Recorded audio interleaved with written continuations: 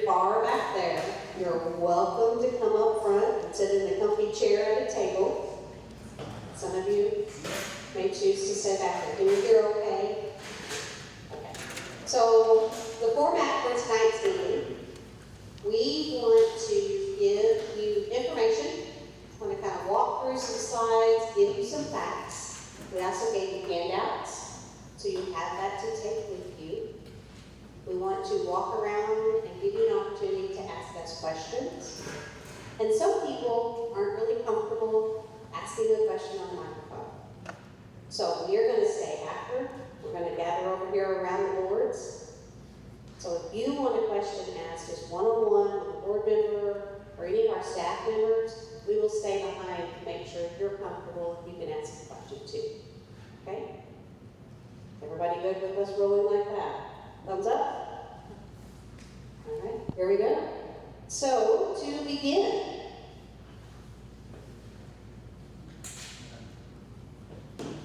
you know, we all often think about the night that the tornado hit.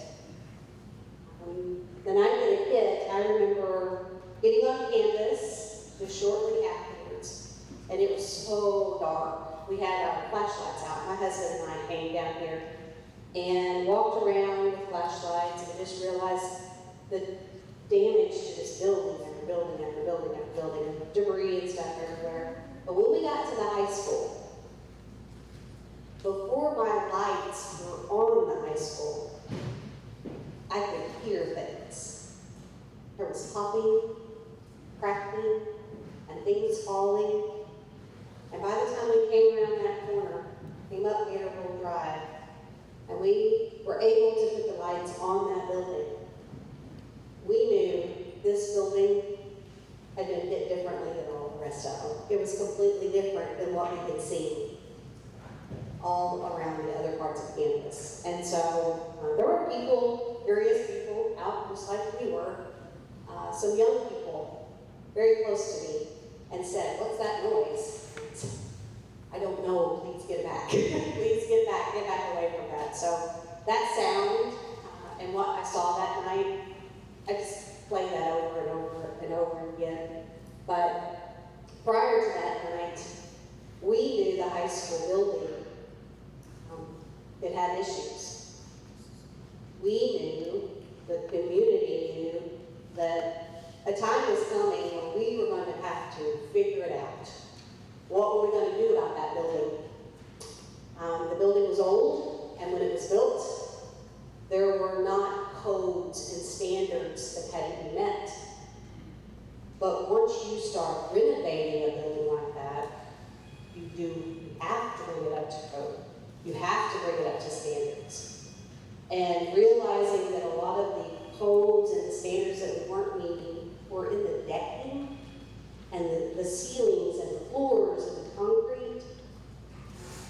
It was almost baffling to think, how can we fix this thing up and get it to where it needs to be without it being a huge undertaking? And then almost like a God thing, that was the building he chose to hit the hardest. Everybody was safe. No one got hurt.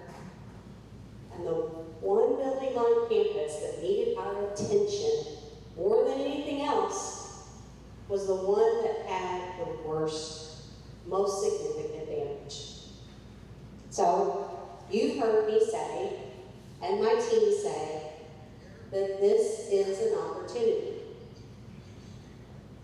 It is an opportunity for this community and for our district that God chose this building to hit the hardest.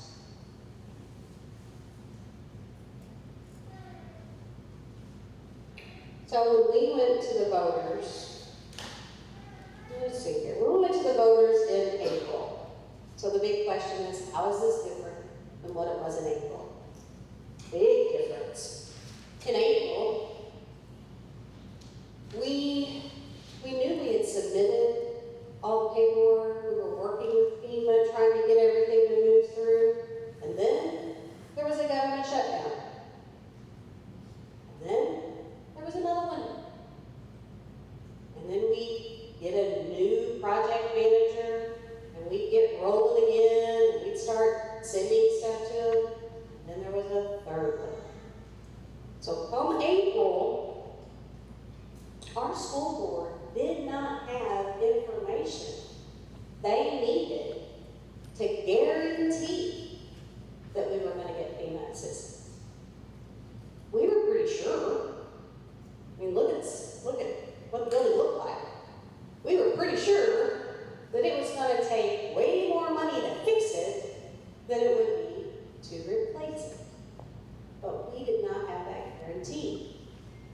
And so our board had a very hard decision to make because FEMA is a reimbursement.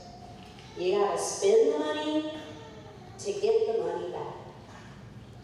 So the board had to go forward with a full amount on the ballot to make sure we had enough to get the project done.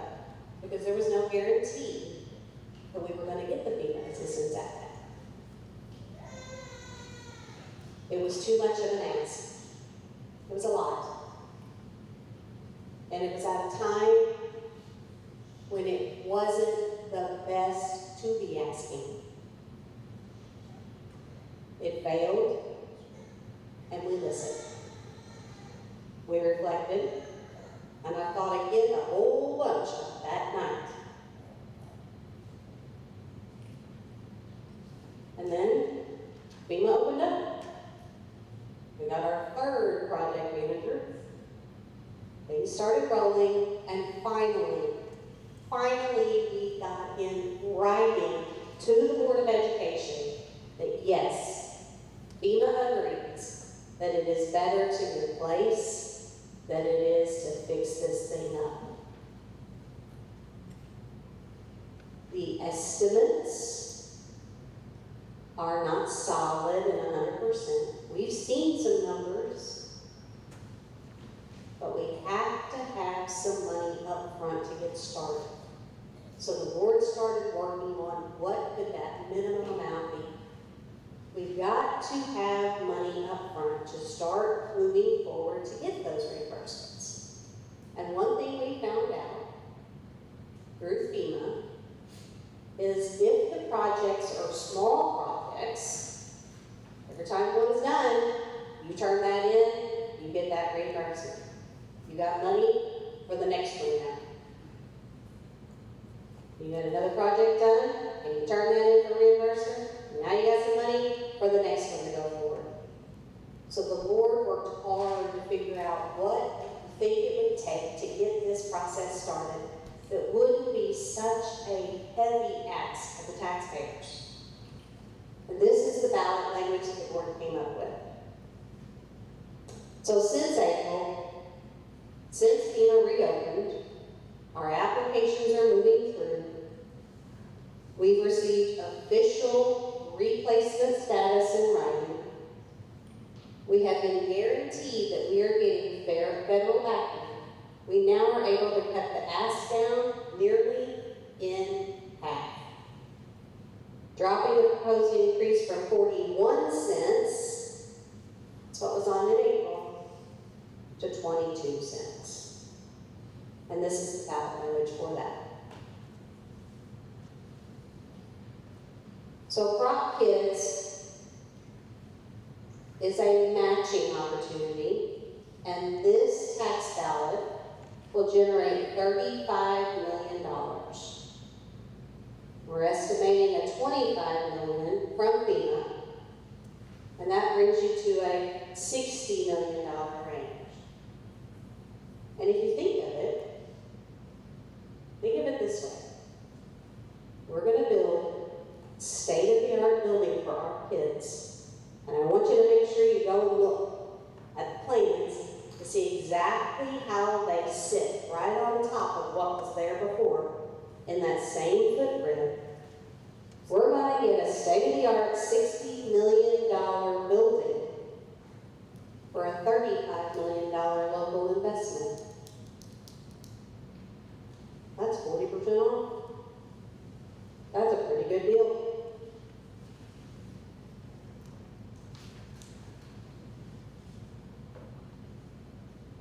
There's a small other piece that we want you to take home tonight for you and share with others.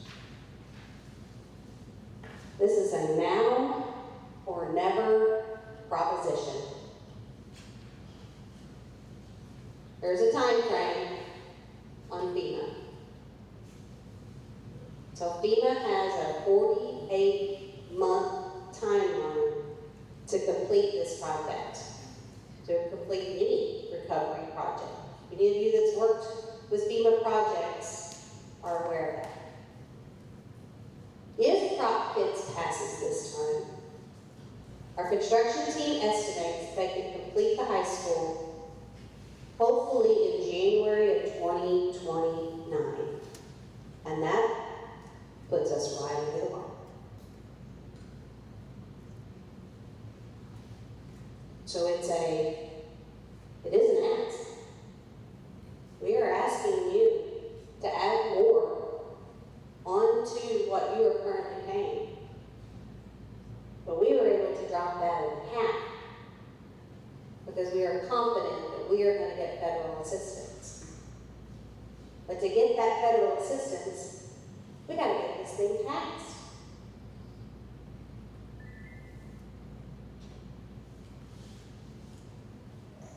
So here are some tax rates since 2017. In 2017, the first crop kids taxed, and the maximum voter authorized ceiling was set at $3.56. Now, based on assessed valuation, and because of our increase in our assessments, our property values are very, very good. We have had a rollback. The Hancock Amendment has kicked in. And that Hancock Amendment has dropped down that levy below the maximum ceiling. Now, we didn't get a whole lot less money. It's to keep us from having this windfall of lunch money. It's to keep it from ballooning huge because your property values go up and your taxes go up. So if you can see here, we dropped actually in 2025 from 356 down to 327. And with this proposed increase, it would take us to 349. Less than the previous voter authorized maximum ceiling.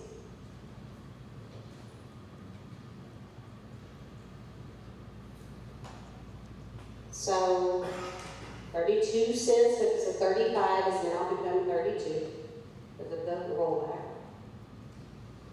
And if you add on the 22, that equals 54.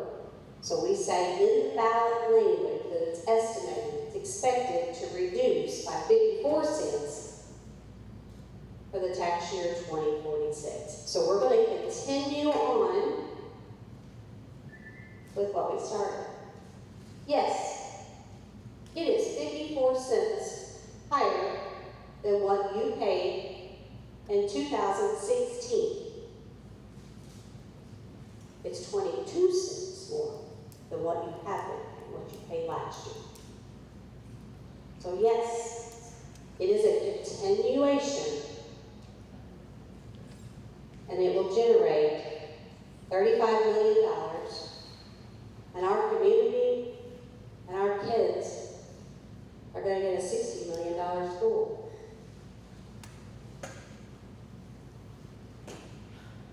Here's our tax rate compared to all the other communities around us. So currently, at that 327 that you just saw from last year, that's the red. Here's where we are compared to other schools in Southeast Missouri. I don't know if you can see that from way back there. So looks like Potosi, Meadow Heights, and Woodland are currently the three that are below us. And the green is where it would move to if this prop passes. So I think it's important for you to see where we would be if this passes compared to a lot of our communities around us. Think about when you go to their schools, or their events, their plays, their games, and what do they have? We want our kids to have those things too. We can do it with a whole lot less.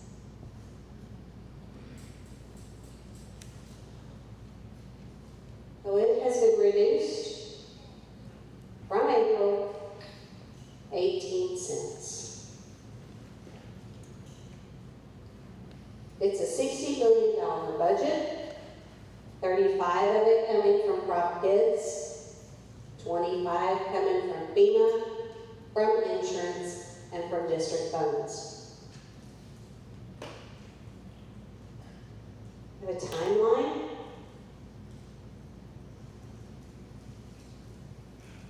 You have that on the handout?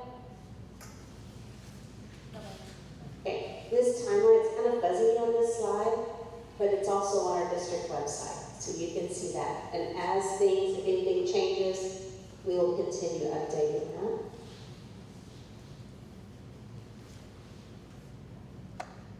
You can walk up in person closely and see these. The red hash marks, that is what was there before. That's the old footprint with the new on top.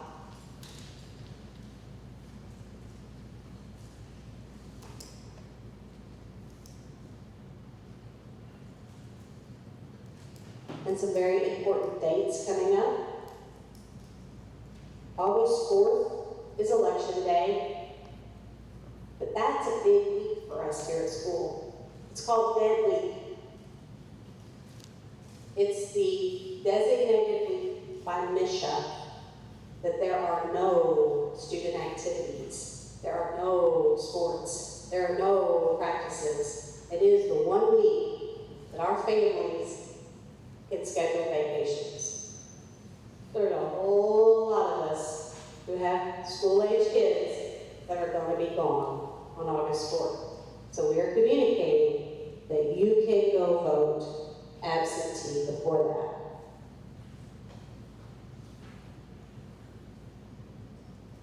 Make sure I cover everything.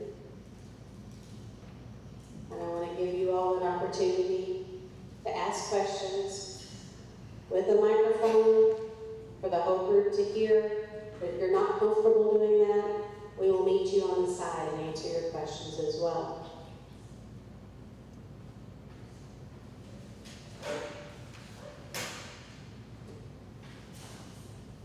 I have a question. I think you can all hear me. My question is, You hear it back there?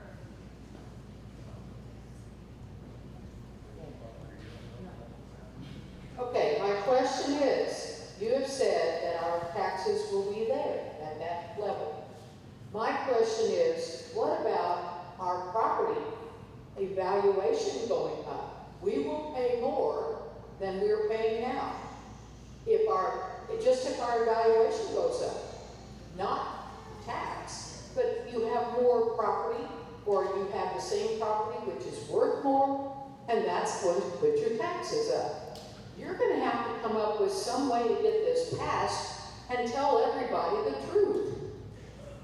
The truth is that your property is assessed every other year based on the value that it's worth. And the school and the board has no control over that.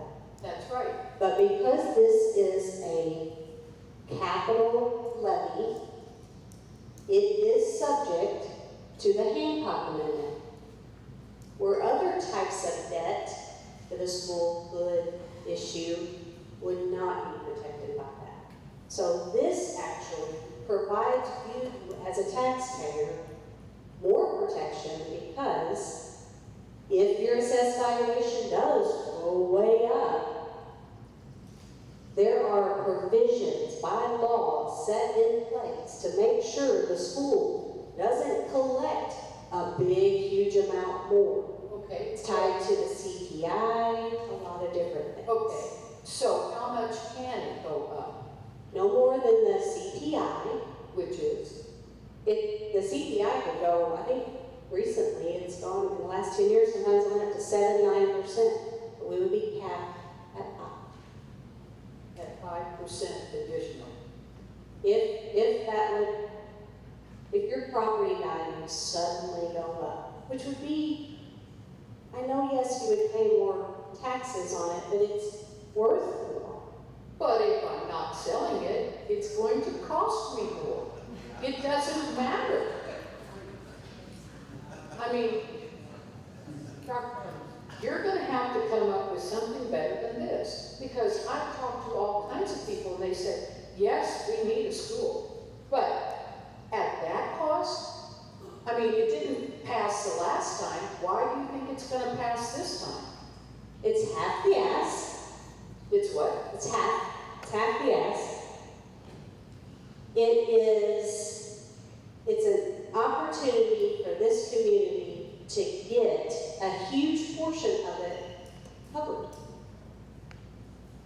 If it doesn't pass this time, are we going to walk away from an opportunity to get a school for 40% less and our kids have?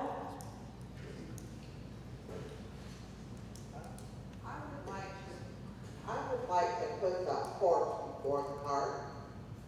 What shape was our school in before the tornado hit? From what I've heard and what I've seen, our school was in complete disrepair before the tornado. Where were the tax dollars going and why wasn't the school being repaired and cared for? Why were already attending classes in a sub-value building that was not being repaired? Windows were not sealed properly. Floors had cracks in them, foundations had cracks in them. Where were tax dollars going before this? And I personally would like to see an independent audit of where our tax dollars went before. So we have an annual audit every year. I don't want an audit from within. No, it is not done from within. From that. We have to bid out to an independent auditing company. They come in and do an annual audit every year. It is not audited by us. We are not a part of that audit. And you can access that on the school website, or we would be happy to give you a copy of that. Okay, so you've been getting these tax dollars since 2017, and the building was falling apart. Why do we want to give you more money? So the money that was collected in 2017 did not go towards the high school. That money, the tax dollars generated from that, built the primary building, it remodeled this building, it built the middle school, but it did not include taking any of that money towards the high school. So we just let the high school fall apart, and then when the tornado hit, we're going to go to the community and ask for $35 million to rebuild. So if the tornado had not hit, we still were in need of improvements to that building, and we still would have most likely needed some community support for that. But this time, because a tornado did hit it, we can get a new school that FEMA agrees it's better to replace than to repair what was there at 40% less cost to the taxpayers.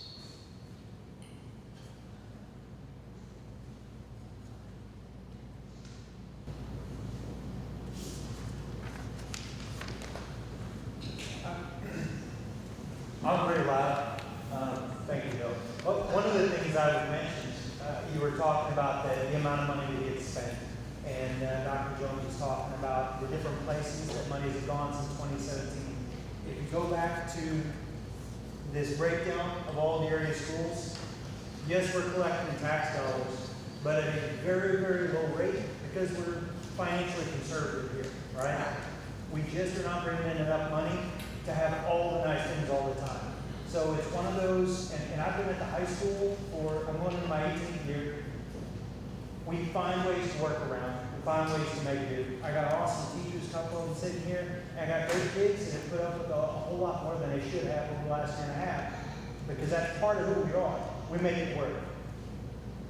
I don't think there's a single person at this district who would not have loved to put up a new high school when 2017 passed. We got all the other new stuff too. But the truth of it is, when you've only got so much money coming in, you have to pick and choose.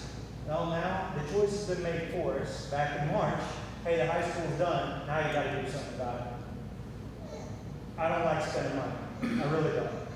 But if we're gonna spend it, I'd rather spend less and get something nice than wait and end up spending a whole lot more and getting less. I feel like they didn't take care of what they had. Man, that building's over 70 years old. I don't care if they're sustained. There are 100-year-old homes that people have taken care of. Sure. You know, I mean, we shouldn't just let it fall apart because But, it's old. but a 100-year-old home doesn't have 700 kids walking through it every day for 7 years plus. And I don't know how many people you got in your house, but when you got 700 of them, that's a lot. Taking care of them. And the other part of it is, we did find out there was a lot of structural issues with that building that are a whole lot more concerning than cracks in windows and that kind of stuff. That there's no way we could have known, because I wasn't around in 1952 when they started building some of them. So it did show us some things that have to be fixed. That's a really good point. So, for 16 months, we have had one problem and we'd solve it. We'd have another problem and we'd solve it. We'd have another problem and we'd solve it. Right? We've been dealt a lot of swings. And one of the things we thought we could do to save some money is to take the 1970s building, just renovate it, just clean it up, new windows, new floors, paint goes a long way. And so, in doing that, we needed to move the FACS class, or what a lot of people know as the home economics class. So we were going to move that into that 1970s building, that 3-story building. It looks solid as a rock, because there's not any windows in the thing. There's just the stairwell windows. So we had to bring in engineers to figure out how to exhaust out those kitchen spaces. You know, the big mushroom fans that you see like restaurants. So they brought in this special X-ray type apparatus to figure out where we could penetrate that structure to put in those fans. And what we found out was that that building was in just about as bad enough shape as the other structure. What a blessing. How much money had we already put into that building renovation? We had. We were getting ready to. We were getting ready to do it. And thank God we found out what we did. And again, it's one of those, when that building was built, it was built to the current code and what was expected at that time. But if we would have had another tornado or any seismic activity of any significance, it would have came back. So what a blessing. That's another God thing, I think, that we found that out when we did and how we did, and no one was harmed. Let me take a stab at your question. Because in a way you are correct. In the 90s was when the last section of the high school was built. And it was done with a lease purchase.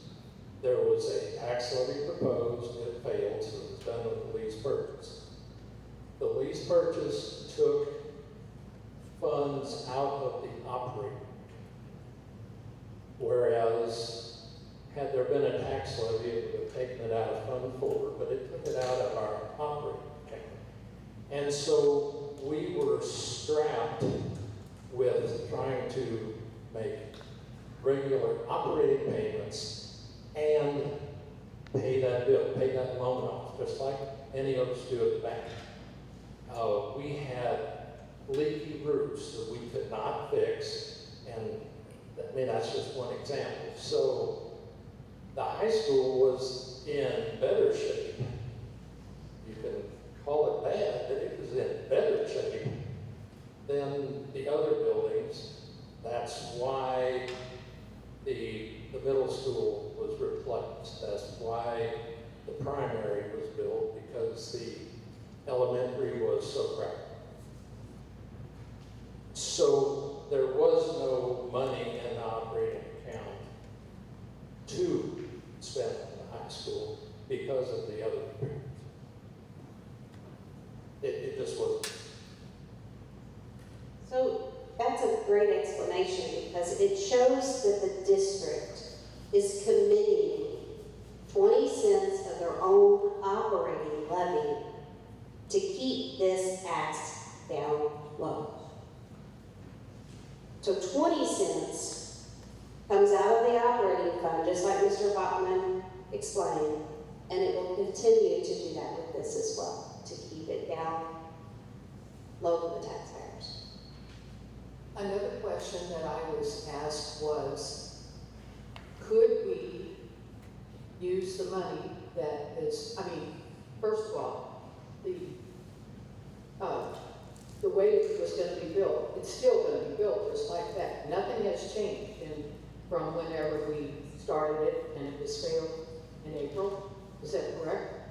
There's some changes in square footage. It's very similar. I think we're about Okay, 2,000. so we're still going to build another building for performing arts? No. That has been changed to just a multi-purpose space. It's going to have a flat floor. It will not be a theater. It's going to be used for a lot of different things, and that is a multi-purpose area. Okay. So, And sorry? What things is it going to be used for? What multi-purpose building, exactly what will it be used for? So it will house the classrooms for band and choir. It will be a flat floor, so it can be used for our student assemblies. It can be used for dances. It can be used for presenters to come in and speak. We can use it. We'll have a space where all of our staff will all finally fit for our professional development, so we don't split up anymore. We can also share that space with our community. So the board is committed to sharing that and making sure that it is available for community use, including use by the other schools. It'll be a shared community space. There's a lot of possibilities of what, I know the high school staff, you've got a list in your head, but we're excited about having a large, single place where we all fit. that is something that the community needs to know. These are the ways that you're going to get this passed. You've got to tell the entire community, not your teachers and your fellow workers. I need you You've got to to tell it. everybody. I need you to help me tell it too. You need a lot of people to help you do. Because if we're going to do this, we've got to do it now. If we're going to do it, we've got to do it that the whole community is behind us. Because right now, and the same thing that happened before, you've got a lot of people that vote, but you don't necessarily have a lot of District 32 backers that vote. They're like, oh, okay, whatever. So you have to do that. You have to get the people involved. And You I have think to know. I think more of that, what you just said. I think maybe there was some complacency in April. I think there was people that just assumed they knew we needed it, and so they assumed it would pass.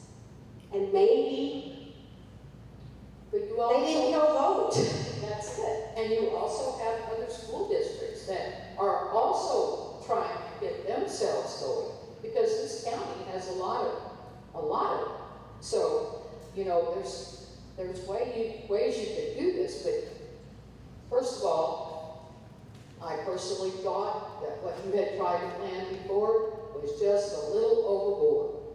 If you have scaled it down to things that are usable, things that are necessary, we don't need a big sign that says, welcome to Perry County. We need something, buildings, we need spaces, we need places for these kids to be. Don't talk to me about having to get outside because, I'm of the school district years that everybody was outside going between classes and going here and going there. But anyway, so that's what I think, and that's why I think to find out things that you are planning that will get this passed. We hope that when you come tonight, we're so grateful that you all came. And that's why we want to answer whatever questions you have, because we want you to help us. We listen. We've changed things, and we want you to help us. Our kids need a school, not a tent. Not scattered. And I know it's been done, I know years ago. Safety-wise, it's different now. We want them under one roof. One good, solid, safe roof. And I really believe the Lord has put that together this time. And I want you all to make sure you go look on the papers in front of you. See the QR code? You can scan it with your cell phone. It's going to take you to a place on our district website. Just one little scan, immediately you're there. And you're going to see question and answer. Question and answer. And the questions like yours that we listen to, and we're answering them. And we need to have more of these. We put it on Facebook, we put it on the news media, and I can't get more than 30 people to show up. I need you guys to be our voice and support us and help us get this thing across the line while we have the chance.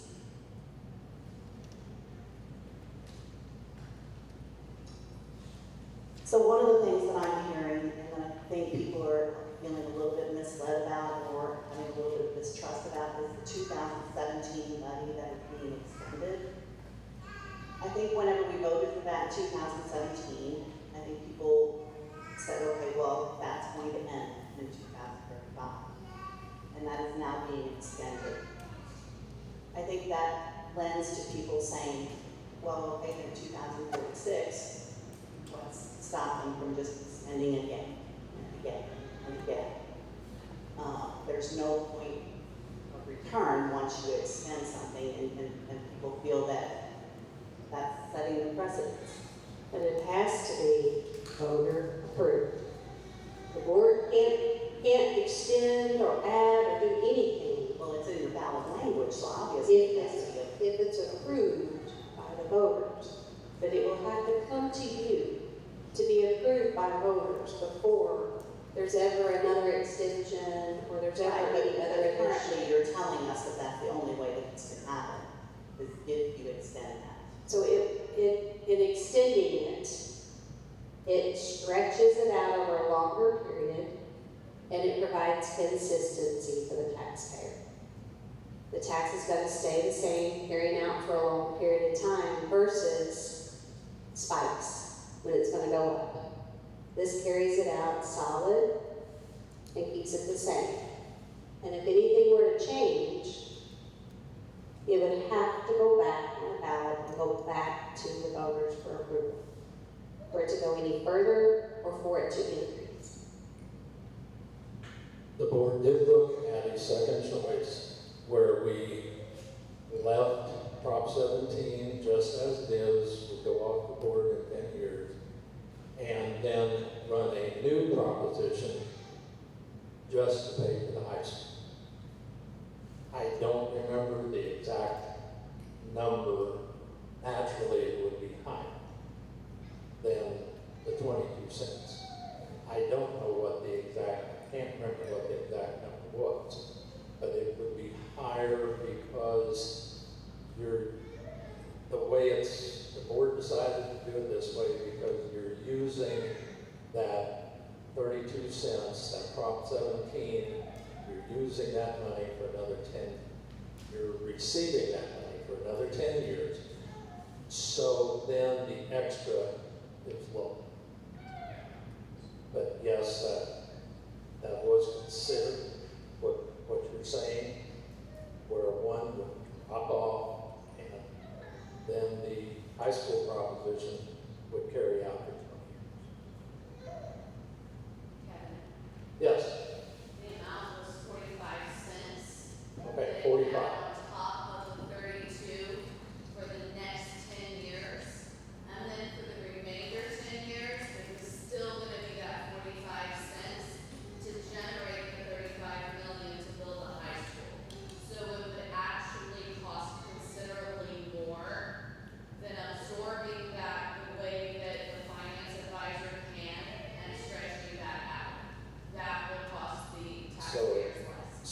would have been a total of 77 cents for 1 year and 45 for the second exam.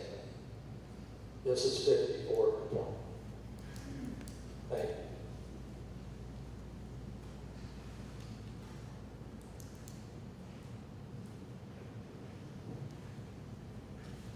I would like to elaborate a little bit about, she had mentioned with the 3.27 tax levy, because a couple of years ago, we had reassessments that hit the community 8 to 11%.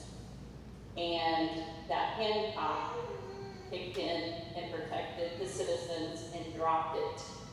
However, you said that it didn't necessarily mean that we took in less money or revenue for the school. In fact, when I looked, it was, we actually, even at 3.27%, took in over $900,000 in additional revenue from our taxes and our property values going up. We do know that coming up, we have more assessments coming. Our assessor said that we would see at least what we had, which is a considerable increase. So you're gonna get that much more from us, and our taxes are gonna go up from our value of our property. So you're getting that additional money for the school, correct? So it is possible, yes, that additional money could be generated. And the board has the authority annually, every year, they host a tax rate hearing. And they have the ability to roll that tax to a lower rate if they feel as if they can do that. What's different for this school is the school is already taking 20 cents of that operating money. I would To put like it to with ask us. something about that, because a few years prior to this, we had big increases in our personal property that we are not protected by our Hancock Amendment, and it gave you a lot of money from that increase. And you guys did not lower the levy to accommodate the increase. You took all of the money from that. So that bothers me when you're telling us that you have the opportunity or you have the decision to make. Not me. Well, the board, but the board did not in the past, so I don't see it ever happening in the future. So let's take it back to what Mr. Bachman just explained and what the two of you were talking about how, the board at that time didn't have the ability to fix leaking roofs and a lot of other things. So there are the unexpected pieces that could come along that the board wants to have a solid base to operate school with. We want to pay our staff in a way that we can be competitive and retain our teachers because we have some of the best. This tax will not increase what you're gonna give to your teachers. This is a building tax. You gotta keep that separate. And she's talking about the whole overall budget. So the 3.27, we keep seeing this graph come up. It's very misleading because even though we're down, that's because the Hancock pushed us down. That's because the Hancock Amendment protects the citizens from such huge windfalls of money. And so it actually is bringing way more money into you all from our taxes. So when you say it's we're down on this chart, it's misleading because we're actually, that's because you guys are making a lot of money from our property. Something that's different about the schools on this list, every school's tax base is different, and the percent of their total budget, some are very heavily supported by federal funds. Some schools receive most of their money from the state. Perry County District 32 averages 67% of our total budget comes from local taxes. So all the schools up there may be different. We are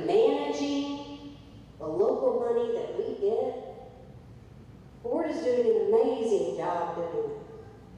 And has been. Things we probably wish we would have had some money to improve and make it a little better, but they've been very careful about that money.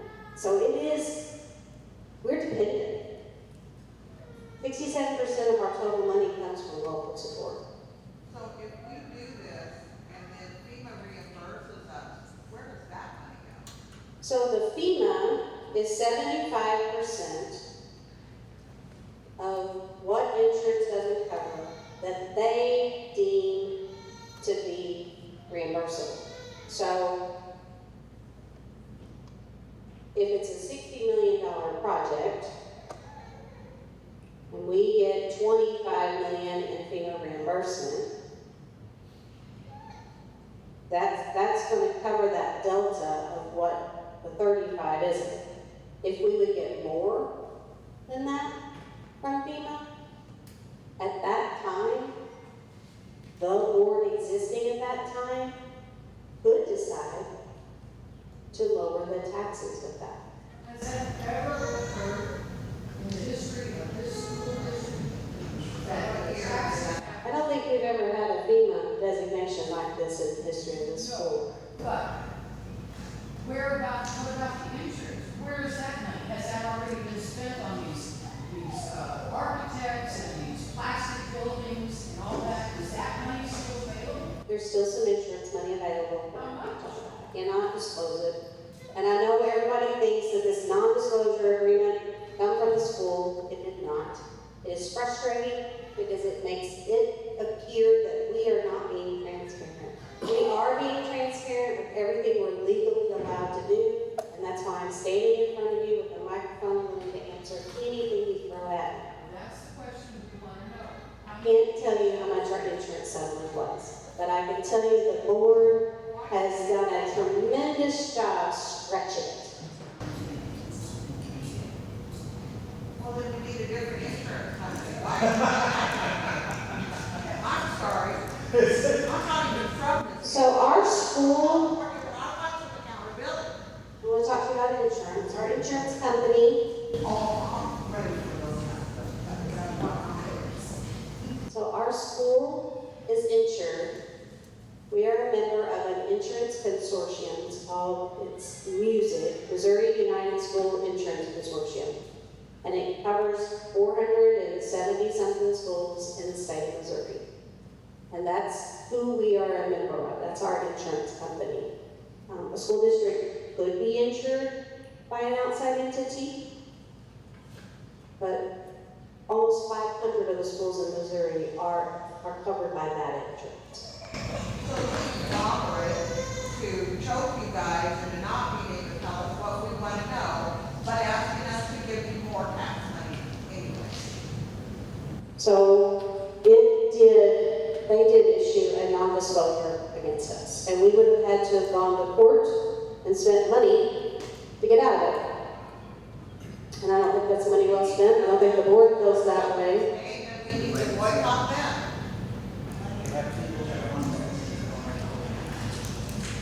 Yeah. So I think the biggest piece that we are asking you to walk away with tonight is a sense of urgency. That we have an opportunity, the opportunity in the very beginning, it's a miracle that it hit that building. Because that's the one that needed it. And with that opportunity, it hit hard enough that we got a FEMA declaration. And even though it's taken 16 months to get any guarantee, we finally got it. And there's an opportunity for us to get a new school,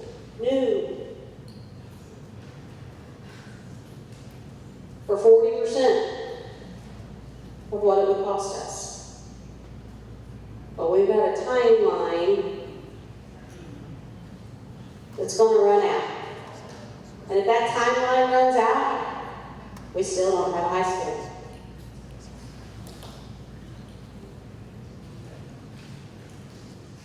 Okay. I'm going to say this, and it's nothing personal, but if you can't come up with better this will not pass, and maybe you will not have a job. If it passes, and you have this wonderful thing that you've been passing around, you might have a job somewhere else. But what I'm saying to you is, come on, tell people the truth, tell people exactly what happens. You haven't said anything. You said you have some insurance money left. How much did it cost us to put up those plastic buildings? How much did it cost for us to get an architect and then get a second person to make sure the architect does what they're supposed to do? I mean, all these things have been spent. We want to know where, why, what. That's what you've got to put in the paper. That's what you've got to put out. If people believe you, that's fine. But they're not going to believe you if you don't tell them the truth. Okay, I think that's a note to leave on. You want to answer questions of people in the back? We got one. Yeah, I don't know if I'm right or not, but I think the school board just elected a new member of the school board, replaced somebody that dropped out, not very long ago. It's happened a couple times recently. What? And if your questions about that, we can probably answer that to the side. I think there's a lot of people here that have questions about the building and the plans. Is your question going to be? If it pertains to that, the person that they appointed was kicked off about. So I think that's a good one to end on. I think I'm ready for us to go over to the side because there are some things that you should talk to a board member about, not the superintendent. Actually, Dustin, Mr. Gerard had a question.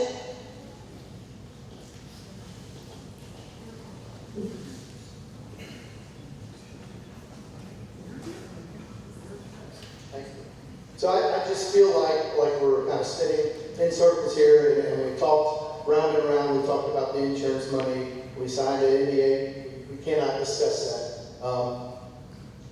What I want to, when it comes to money, I understand it's controversial. Okay, we get an audit every single year. Okay, what I think people are losing focus on. Why are schools around? What are we centered around? We are centered around kids, okay? Right now, we have kids that are going to school and attend. In an old senior high, up here at the elementary, in a barn, all right? Our whole goal of this is, that we talked about, is getting a high school, a new high school that the kids of this community deserve. I'm not sure how many people in here went to high school here. I went to high school here. My kids go to school here. Hopefully my grandkids, my great-grandkids, maybe you all have kids or grandkids that are in this community. Maybe they go to this school. Great. Maybe they go to another school. That's great too. At the end of the day, our community is going to need a high school. We have a once-in-a-life chance here to get a brand new school for $35 million. And we've already said we're going to kick in the FEMA for that. So again, $35 million from the taxpayers, the rest of it is going to be on us for when we get these FEMA reimbursements. Again, I understand this is a controversial issue. I want everyone to realize at the end of the day, we are here for kids. Okay?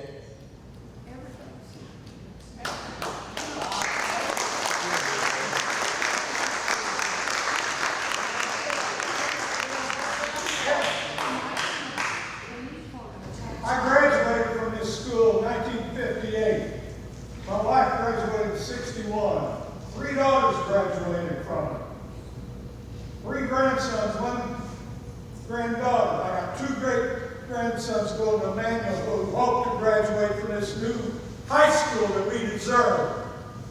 I'm tired of hearing all this crap about we don't trust them, we don't trust them. Our tax rate will be lower than Jackson. Jackson built a new high school. You know what they did to their old one? They demolished it. The tornado didn't demolish it. They demolished it. Is that good management? Their voters put it in. Now they want a performance center.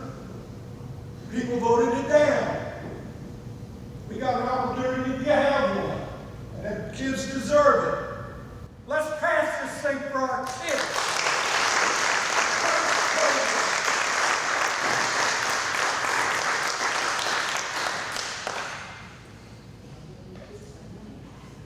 They do. They make money. They went to school. They're doing well. They're good.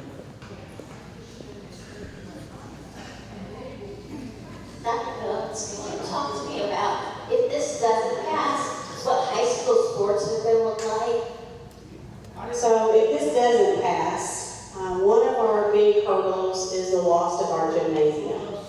So we've been very blessed that our community has a park center, the gymnasium, that we've been able to use. That park center, we've been so very grateful to do that. They're going to have some renovations, some floor changes that may make that where it's no longer available. So we will have to play our home games in the middle school gym, or they're going to have to be played away. Something that I wanted to talk about that isn't being talked about a lot is we have our choir concerts, we have our band. They have their classrooms that are going to get moved to the multi-purpose building. That is the idea, okay? So it will be instructional building that's going to happen. Along with that these plans do not show and do not take into account is the area that is currently being used for instructional videos, or not videos, I apologize, for instructional classes, that you're not seeing that square footage on there. That's going to go away. Everybody, I'm sure, remembers the old vocational building. That houses some of our classrooms. If you know what the high school shape is, you know what that old vocational building shape is. We need to get them into something better. We need to get them into something that is more educational for them and is better learning for them. That, you don't see that square footage. You don't see the square footage on there of the old senior high gym where the plays and different things are held. You don't see the square footage from the gym that is used for absolutely everything that gets put on and performed in this school. Let's get that back to what it's there for, as the sports and the multi-purpose building. When they said it's going to be used for different activities, they literally mean everything. And again, the square footage you're seeing on them boards, please keep in mind, it doesn't include the old vocational square footage that's being used currently. It doesn't include the old senior high gym that is being used currently. It's not huge. It literally is about 2,000, maybe 2,500 square foot bigger than what they're currently using now. So please just keep that in mind. We really would like for you all to go over and take a look at those, please, before you leave. We want everybody to see it. We did not have these drawings before, so please take a look at these. Thank you for coming. Please go out and tell everyone what you are aware of now.